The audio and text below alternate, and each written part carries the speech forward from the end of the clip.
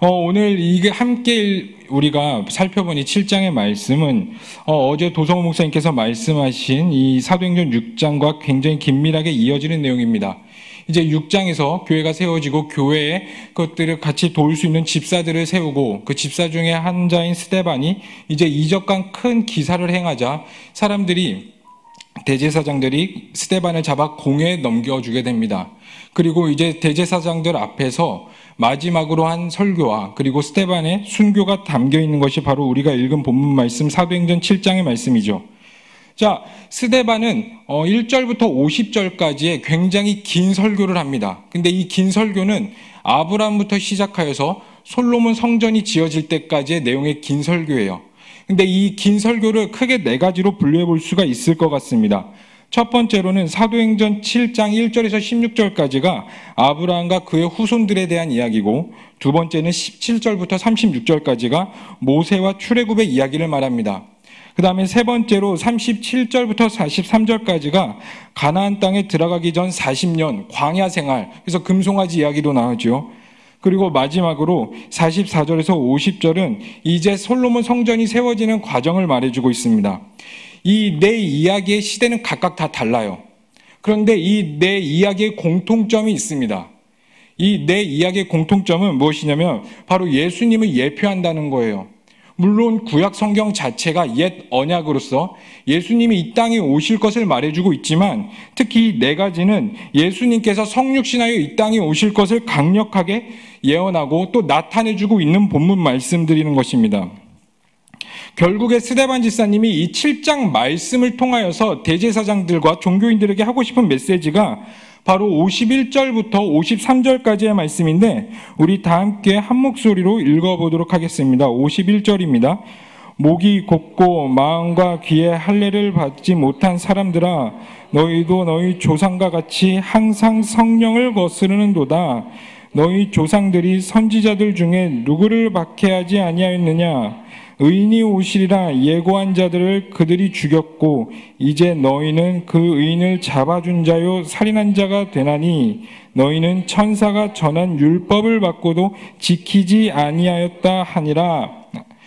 자, 이 말씀을 통하여서 스데반 집사님이 결국 대제사장들에게 말하고자 하는 것은 무엇이냐면은, 너희가 성전과 율법을 지키는 것 같지만 그 성전을 통해서 하나님을 보지 못하고 오히려 그 성전이 너희의 우상이 되어서 하나님을 거슬렀고, 이 율법을 통해서 예수님을 봐야 하는데 이 율법이 너희들의 우상이 되고 너희의 의가 돼서 예수님을 오히려 십자가에 못 박았구나, 이 말을 하고 있는 것입니다.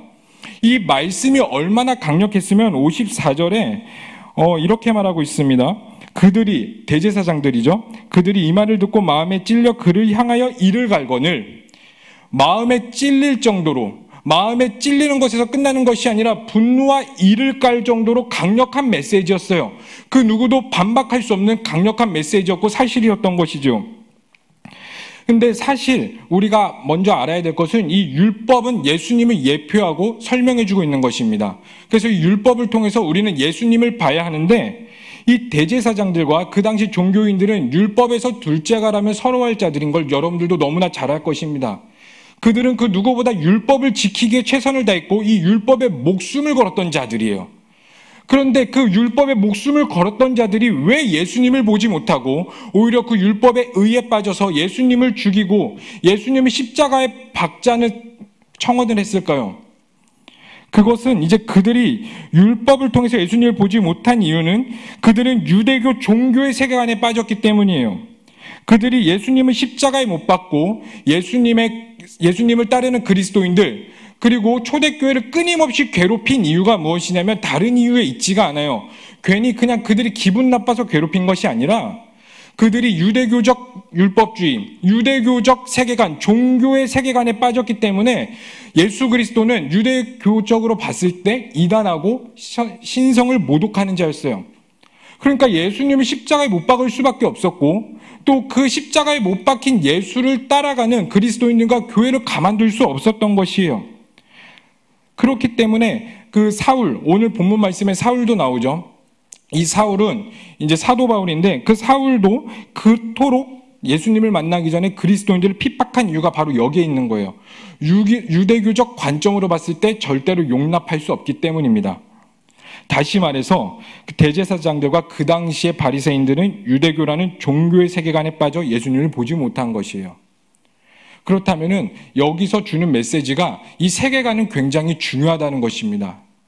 여러분, 내가 어떤 세계관을 가지고 있느냐, 내가 어떠한 세계관으로 시대를 바라보고 내가 어떠한 세계관으로 이 역사를 바라보느냐에 따라서 내 삶의 미래와 내 가치관과 흔히 말하는 나의 근본이 만들어집니다.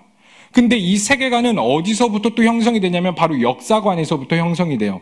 그러니까 내가 어떠한 역사관을 가지고 살아가느냐에 따라서 지금의 나의 세계관이 만들어지고 지금 나의 이 세계관으로 인하여서 나의 앞으로의 삶의 방향성과 내가 생각하는 것과 내가 나의 지금부터 미래 근본까지가 형성이 되고 만들어지는 것입니다. 그만큼 세계관이 중요한 것인데 예를 들어서 한 나라가 건국될 때 그 나라의 건국자들과 시대 상황과 또 그 가치관, 그 나라의 건국될 때 가치관에 대해서 그 후손들에게 제대로 전해주지 않는다면은 그 나라는 다른 사람으로 하여금 근본부터 흔들리게 될 것입니다. 왜냐하면 그 나라만의 가치관이 있고 그 나라만의 세계관이 있는데 그것들을 후손들에게 전해주지 않는다면 다른 세계관이 들어와서 그 근본을 뿌리채 흔들어버리고 그 흔들린 나라는 결국에는 무너지게 되는 현상을 발휘하게 될 것입니다. 그런데 이것은 그 세계관이 공격을 받으며 근본이 흔들리는 이러한 현상은 개인과 국가를 뛰어넘어서 영적 세계를 주관하는 교회에도 통용되는 말인 것 같아요. 교회의 중심은 바로 말씀입니다. 이걸 믿으시나요? 예, 이거는 그 누구도 부인할 수 없고 부정할 수도 없습니다. 교회의 중심은 하나님이고 하나님의 말씀으로 이루어져 있는데 만약에 이 교회의 근간인 말씀이 공격을 받고 흔들리게 된다면은 이 교회도 이 근간이 흔들림으로써 죄가 들어오게 되고 그 죄로 인해서 교회도 언젠간 무너지게 될 것입니다. 근데 더 큰 문제는 무엇이냐면 지금 우리가 살고 있는 이 시대가 근본인 말씀과 이 성경적인 세계관을 흔들고 전복시키려는 일들이 이제 많이 일어날 것이고 앞으로 우리가 살아갈 사회에 더 많이 일어날 것이라는 거예요. 몇 년 전 제가 퀴어 축제 한번 다녀왔습니다. 갑자기 눈이 번쩍 뜨이시죠? 잠이 활짝 깨시는데 제가 그 동성애를 찬성해서 가려는 것이 아니라 적을 알자라는 마음으로 갔어요. 하나님이 저에게 그 퀴어 축제에 대해서 말로만 듣지 말고 너가 직접 눈으로 보고 경험해봐라. 그래서 무작정 핸드폰과 사진 찍어야 되니까 가방 하나 매들고 지하철 타고 가면서 엄청 많이 기도했던 것 같아요. 하나님 그곳에서 저를 보호하시고. 그래서 기도로 무장한 다음에 그 퀴어 축제에 갔습니다. 이제 서울시청 광장에 크게 퀴어 축제가 이제 퍼레이드가 열리고 이러는데 그 퀴어 축제 입구 딱 들어갈 때 이 장례식에서만 맡을 수 있는 향 냄새가 저를 이렇게 확 반겨주더라고요. 그리고 그 퀴어 축제에 보시면은 수십 개의 부스가 있어요. 그래서 이제 그 부스들을 하나하나씩 보면서 탄식도 하고 기도도 하면서 이제 돌아다녔는데 제 눈을 사로잡은 하나의 부스가 있습니다. 그 부스가 뭐냐면 어떤 교회에서 나온 부스예요. 근데 아직도 기억나는 게 거기에 있는 한 청년이 안경 쓴 청년이 통기타를 메고 또 긴 여자가 입는 긴 치마를 입고 찬양을 하고 있어요. 근데 그 찬양이 뭐냐면 사랑의 주님이라는 거예요. 사랑의 주님이 이 찬양하는데 그 통기타로 할 때 사람들이 삼삼오오 몰려듭니다. 그래서 어깨 동무를 하면서 손을 흔들기도 하고 팔짱도 끼고 서로 축복도 하고 저에게 축복하라는 제스처도 취하는데 할 뻔했어요. 근데 어쨌든 이러한 그 행동들을 벌이는 걸 보는데 그 팻말에는 뭐라고 써 있냐면은 하나님은 당신을 사랑하십니다. 내가 너희를 사랑한 것 같이 너희도 서로 사랑하라. 믿음, 소망, 사랑 중 사랑이 제일이니라. 이런 사랑에 대한 메시지를 넣고 있더라고요. 그러니까 그들이 그 메시지를 넣으면서 하고자 하는 내용이 무엇이냐면 하나님은 사랑이기 때문에 나도 너희를 사랑하고 너희의 행위를 인정해 줍니다. 라는 메시지를 던지고 있는 거예요.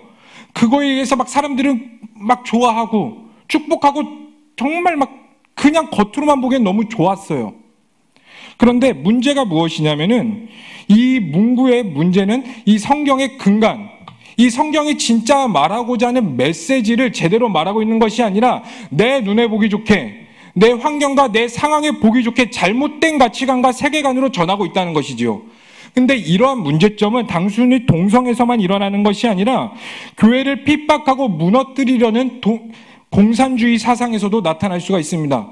공산주의자들도 사도행전 2장과 4장에 나오는 믿는 사람들이 모여 율법을 서로 통용하고 재산과 소유를 팔아 각 사람의 필요를 따라 나누며 라는 이야기로 우리가 물건을 함께 나누고 함께 내 모든 소유를 동등하게 배분하자, 이런 사상을 성경 말씀에서 가져왔어요.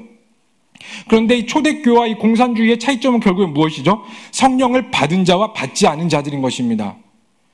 그 외에 많은 하나님을 반대하고 또 교회를 핍박하는 사실 많은 단체들이 성경 말씀을 근간으로 해서 만들어진 데가 사실 많습니다. 그런데 그들은 똑같이 성경 말씀을 인용하는데 도대체 왜 하나님을 반대하고 반성경적이며 반기독교적인 일들이 일어나는 것일까요? 그것은 바로 잘못된 성경의 가치관, 잘못된 세계관에서 비롯된 것입니다. 그러니까 잘못된 성경관, 그 세계관이 그 말씀의 본질을 깨닫지 못하게 하고 오히려 반성경적이고 하나님을 적대시하는 일들이 일어나게 된다는 거예요. 사랑하는 여러분, 앞으로 우리가 살아갈 사회는 영적 전쟁의 측면으로 봤을 때 진리 전쟁의 시대라고 표현할 수 있겠습니다. 포스트 모더니즘, 너의 생각이 맞아, 절대 진리는 없고 너의 생각과 너가 만들어진 그대로가 좋은 것이고 너가 생각하는 대로 너의 감정대로 움직여봐 라고 하는 그 진리의 시대, 하나님 말씀으로부터 반대되고 자꾸 대적하려는 그 진리 전쟁의 시대가 지금 우리가 살고 있는 시대입니다. 그리고 앞으로 살아갈수록 그 진리 전쟁은 무차별적으로 우리에게 다가올 것이에요. 더 치열하게 우리를 공격할 것입니다.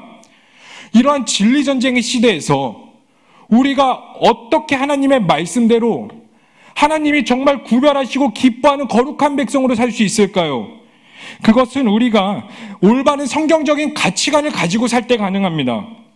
내가 하나님의 말씀을 다른 것이 아닌 오직 온전히 내가 죽고 예수 그리스도의 말씀으로 받아들이고 그 안에 나의 모든 것들이 죽고 내 죄가 죽고 오직 예수 그리스도만이 살 때, 그리고 그 성경적인 세계관으로 이 땅을 살아갈 때에 하나님은 그런 사람들을 사용하시고 기억하실 것입니다.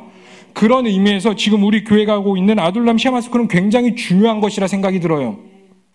이 아둘람 쉐마스쿨을 통하여서 이 성경적인 가치관과 성경의 말씀대로 살아나가서 시대를 뚫어내고 이 마지막 시대에 예수 그리스도의 다시 오심을 선포하며 하나님의 나라를 만들어갈 주의 백성들이 세워지기를 진심으로 소망합니다.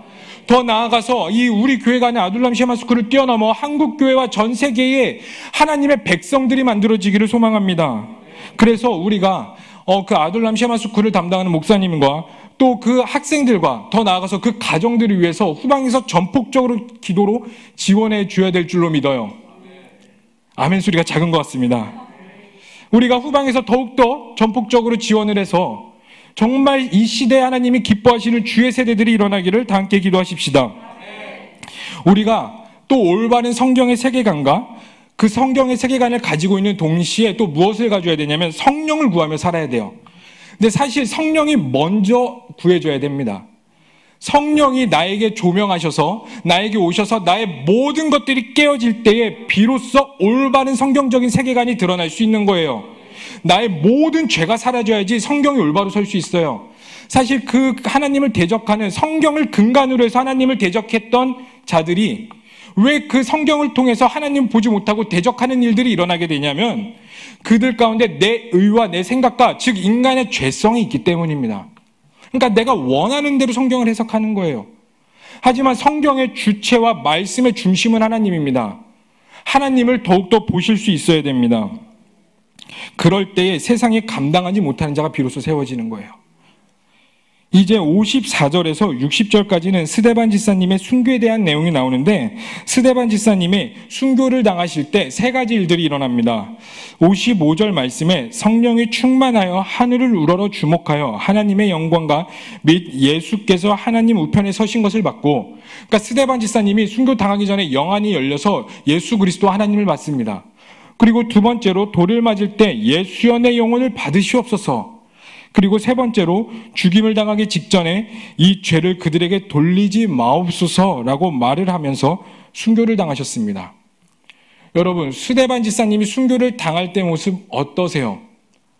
그냥 어떤 종교에 미친 자가 사형을 당하는 모습입니까? 아니면 성령 받은 자가 예수 그리스도의 방법으로 이 세상 가운데 무릎 꿇지 않냐고 승리하는 자의 모습입니까? 전 후자의 모습으로 다가오더라고요. 성경이 말하는 승리는 그저 장군이 앞에서 싸워서 막 이겨갖고 깃발을 꽂는 것이 승리라고 말하지 않아요. 성경이 말하는 승리는 내가 공고하고 핍박을 당하고 어려울지라도, 심지어 내가 목숨 앞에 있을지라도 끝까지 예수 그리스도를 믿으며 그 좁은 길을 기꺼이 기쁨으로 걸어갈 수 있는 자, 세상 앞에 무릎 꿇지 않고 승리하신 예수 그리스도를 끝까지 믿는 자를 승리자라고 말하고 있습니다. 그런 의미에서 스데반 지사님은 그 누구보다 위대한 승리자의 모습인 거고, 하나님 나라에 갔을 때 가장 위대한 자 중에 한 명이 되지 않을까 싶어요. 우리도 그런 자들이 되기를, 그렇다고 순교하자는 것이 아니라 하나님이 허락하시면 하겠지만 끝까지 좁은 길을 걸어가는 자들이 되길 소망합니다. 이 스데반 지사님의 순교로 인하여서 기독교 2000년 역사 가운데 이제 수많은 순교자의 피가 흐르게 됩니다. 하지만 이 수많은 순교자의 피로 인하여서 세상에 온 열방 가운데 복음이 전해지고, 지금 우리가 이 자리에서 이 새벽에도 하나님께 나와서 예배드리고 이 새벽부터 기도할 수 있는 건 무엇이냐면 그 순교자들의 피가 있기 때문이에요. 하나님은 절대로 그 순교자들의 피를 헛되이 하지 않습니다. 이 7장 마지막은 이렇게 마무리하고 있어요. 사울은 그가 죽임을 당함을 마땅히 여기더라. 그러니까 사울의 죽음으로 7장은 마무리하고 있는데, 스데반 지사님의 죽음과 사울의 죽음은 절대로 무관하지 않다는 거예요. 성경이 말하는 것은 스데반의 죽음으로 그 사울, 우리가 알고 있는 사도 바울이 만들어졌고, 그 사도 바울로 전 세계 복음이 전해졌다는 것입니다. 그렇다는 건 하나님은 절대로 순교자들의 피를 잊지 않으시고 헛되이 버리시지 않는다는 건데, 이거는 우리에게도 어떻게 다가오게 되냐면, 예수 그리스도로 인하여서 받게 되는 고난과 핍박이 있을지라도 하나님은 그것들을 잊지 않으시고 기억하신다는 거예요. 그리고 내가 당하는 고난과 핍박이 하나의 미랄이 되었을 때 하나님 나라를 만들어 가시고, 주님 다시 오실 길을 예배하게 하시고 주님의 영광을 바라보게 하신다는 것입니다. 사랑하는 성도님들, 이 진리전쟁의 시대 앞으로 어떻게 살아가시겠습니까? 어떠한 관점으로 살아가시겠습니까? 그리고 어떻게 하나님을 믿으시겠습니까? 우리가 그 예수 그리스도를 내 생각과 내 뜻대로 믿는 것이 아니라 온전히 성령이 충만하여 성경적인 가치관과 그 시대관을 가지고 시대를 뚫어내는 자들이 되어지기를 진심으로 소망합니다. 이 시간 우리가 함께 결단합시다. 이 새벽에 우리가 함께 결단합시다. 하나님, 내가 세상 가운데 핍박이 있을지라도, 어려움과 고난이 있을지라도 주님을 끝까지 의지하길 원합니다. 내가 끝까지 그 좁은 길을 가길 원합니다. 우리 그런 자들로 일단 결단하십시다. 우리가 이 시간 다 함께 기도하십시다. 하나님, 우리가 이 새벽에 결단하길 원하는 것은, 하나님, 세상에 아무리 어렵고 이 진리전쟁의 시대 가운데 기독교의 교회의 근간이 성경 말씀을 들으려는 자들이 있고, 그 하나님의 백성을 공격하는 자들이 있을지라도 우리는 하나님의 말씀으로 끝까지 바로 서서 승리하는 자들이 되게 하시고, 그 다음 세대들이 일어나서 하나님의 다시 오심을 선포하며 시대를 뚫어내며 시대를 이겨내는 주의 백성들이 세워지게 하여 주시옵소서. 그런 가정들이 일어나게 하여 주시옵소서라고 이 시간 우리 주여 한번 부르시면서 주님께 기도하며 나아가도록 하겠습니다. 주여, 하나님, 이 시간 우리가 주님께 기도함으로 나아갑니다. 하나님, 우리를 기억하여 주시옵소서. 하나님, 내 생각과 내 뜻대로 주 예수 그리스도 앞에 나아가는 것이 아니라 온전히 하나님의 방법과 하나님의 말씀대로 승리하는 자들이 세워지게 하여 주시옵소서. 하나님, 시대가 우리를 악하게 할지라도 시대가 하나님의 말씀을 왜곡하고 우리의 근간인 하나님의 말씀을 뿌리째 흔들려 할지라도 우리는 그것을 굴복하지 아니하며 주님의 백성으로 일어서게 하여 주시옵소서. 주의 말씀으로 승리하는 자들이 세워지게 하여 주시옵소서. 다음 세대들을 일으켜주시고 우리 가정과 직장과 모든 삶의 영역에서 주님의 다시 오실 길을 선포하며 주님 오실 길을 우리를 예배하는 주의 백성들을 일으켜 주시옵소서. 주여 우리를 기억하시고 성령으로 붙잡아 주시고 온전히 성령에 붙들린 바 승리하는 우리 주의 백성들을 일으켜 주시옵소서. 주님만을 신뢰합니다. 주님만을 의지합니다. 그 좁은 길을 기꺼이 걸어가는 주의 백성들이 되길 원합니다. 하나님 우리를 기억하여 주시옵소서. 우리를 함께하여 주시옵소서. 하나님의 의의 오른손으로 붙잡아 주시고 우리가 예수님으로 인하여 당한 이 핍박이 하나님의 미랄이 되어서 하나님 나라를 보게 하시고 하나님의 영광을 보게 하시고 하나님의 선포하는 주의 백성들이 세워나게 하여 주시옵소서. 주님을 찬양합니다. 주님을 예배합니다. 사랑의 하나님, 이 부족한 자들을 이 새벽부터 깨어 주님께 나와 예배하고 부르짖게 해주심에 너무나 감사합니다.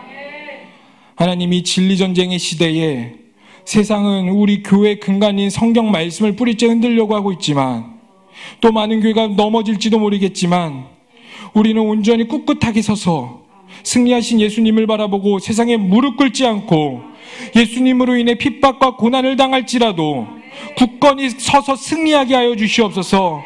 하나님, 우리를 불쌍히 여기셔서 성령을 보내주시고 내 생각과 내 뜻과 내 죄악은 모두 사하여 주시고 온전히 그 위에 예수 그리스도의 말씀만이 굳건히 서게 하여 주시옵소서. 다음 세대들을 일으켜 주시고 주님의 다시 오실 길을 선포하게 하시고 하나님의 백성들을 주님께 모든 열방이 돌아오는 역사를 보게 하여 주시옵소서. 이 새벽에도 부르짖습니다. 우리의 기도를 들으시고 하나님의 나라와 하나님의 영광을 위해 쓰임받게 하여 주시옵소서.